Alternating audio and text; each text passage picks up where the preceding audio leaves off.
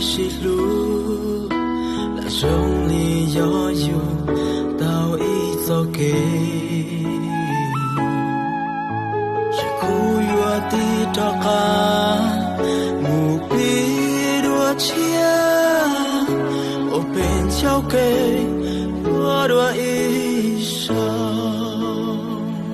chỉ cầu thời gian quay trở lại để anh gần em hơn nữa sẽ không rời xa để người ấy thế ai dù là sông bão có về đây dẫu dòng đời đổi thay sẽ ôm chặt em để ta được bên nhau.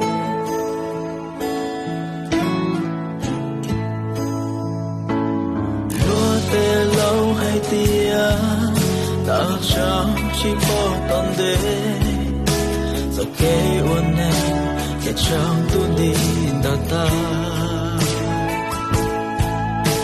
hãy cú tia lý vô kê mù đê uốn lúa lim nó để chỉ áo kê ta nơi cho kê cho khó giờ thì tao lúc xí cho mù đùa của áo mi chạy cù yêu chi cho con mố trao lúa giờ kia yuan lúa bao đi xa chúa ra thiệp bệnh có thâu chúa ua có tao có lòng tròn cùng nhau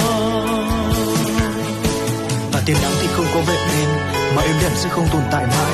Tình yêu anh là trái tim khở dại vô tư bất chấp không lo nghĩ chuyện tương lai.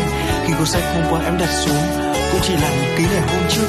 Tình yêu đó em lại lùng xóa đi cũng chỉ vì anh đã nói hai tự chia ly. Rồi anh sẽ giữ những kỷ niệm của đôi ta. Anh sẽ phải nhắc mình rồi mọi chuyện cũng sẽ qua. 4 năm chia xa đâu sẽ xóa đi tất cả. Nhưng tình yêu trong anh bây giờ chỉ là nỗi nhớ thương phía xa. Giờ như ta chưa một lần quen nhau. Để dù ta gặp nhau dù vội vàng quên mau. Giờ như anh cũng chỉ là thoảng qua dù biết ta đã lạc nhau giữa một bể mà.